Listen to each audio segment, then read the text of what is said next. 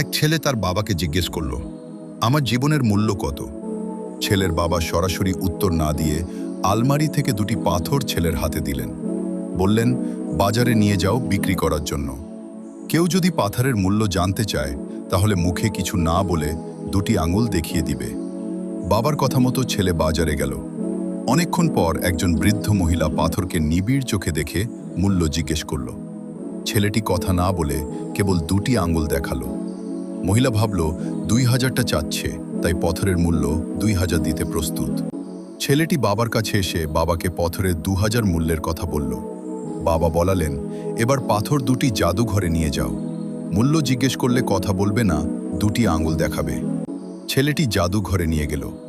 জাদুঘরের পরিচালক পাথর দেখে অবাক হলেন। পাথর দুটির মূল্য জিজ্ঞেস করলেন। ছেলেটি দুটি আঙুল দেখালো, কথা বলল না। জাদুঘর পরিচালক ভাবলেন ছেলেটা 20,000 টাকা চাইছে, তাই 20,000 টাকায় পাথর দুটি কিনতে প্রস্তুত। ছেলেটি বাবার কাছে ফিরে এসে 20,000 মূল্য হয়েছে জানালো। বাবা বলালেন, এবার এই পাথর দুটি পাথরের দোকানে নিয়ে যাও।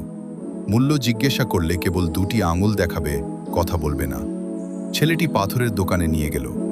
দোকানের মালিক পাথর চিনতে ভুল করল না। আশ্চর্য হয়ে বলতে লাগলো, এই পাথরের জন্য এতকাল অপেক্ষায় আছি, তুমি কত মূল্য চাও? ছেলেটি উত্তর না দিয়ে দুটি আঙুল দেখালো। পাথর ব্যবসায়ী ভাবলেন 2 লক্ষ টাকা চাইছে, তাই 2 লক্ষ টাকা দিয়ে কিনতে চাইলেন। ছেলেটি পাথর বিক্রি না করে বাবার কাছে ফিরে এসে সব কথা বলল। বাবা এবার ছেলেকে তার প্রশ্নের জবাব দিলেন।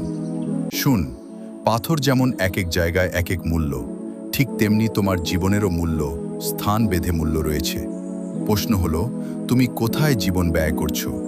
কারো কাছে তোমার মূল্য বেশি, আবার কারো কাছে তোমার মূল্য কম। যদি কোথাও নিজের মূল্য না পাও, তাহলে জায়গা পরিবর্তন করো।